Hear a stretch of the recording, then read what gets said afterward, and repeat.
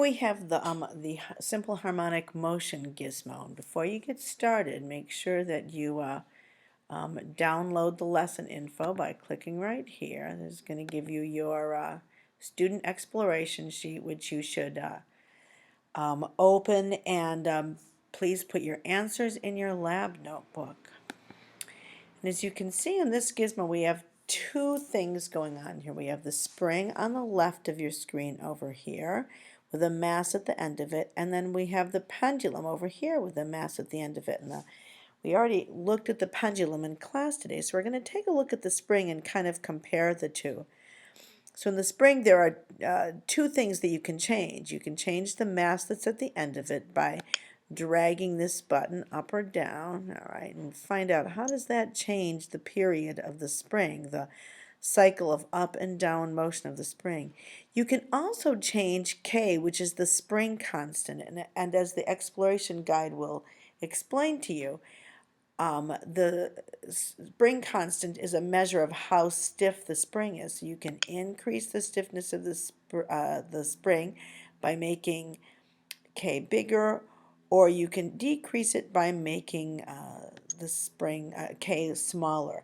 And for that, you want to think about the slinky that we used in class the other day. Now you can take a look over here and you can see the pendulum, which remember we looked at in class yesterday, and you can see that you can change the mass again by dragging this button, and you should all be able to predict what will happen to the period if you change the mass. And then you can change the length of the string as well by dragging this button here.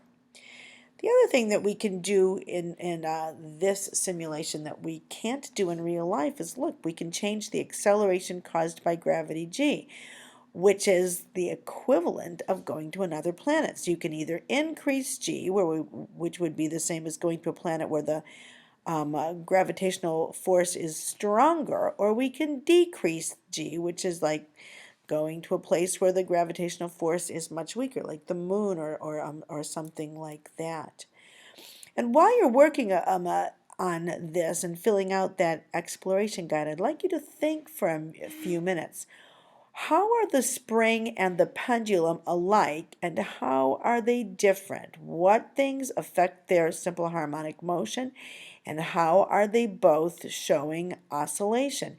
And where do we find a wave from the spring motion and from the pendulum? Remember, I said anything that's going to be showing harmonic motion or wave motion, it has to be able to be drawn like a sine wave or a cosine wave. All right, enjoy.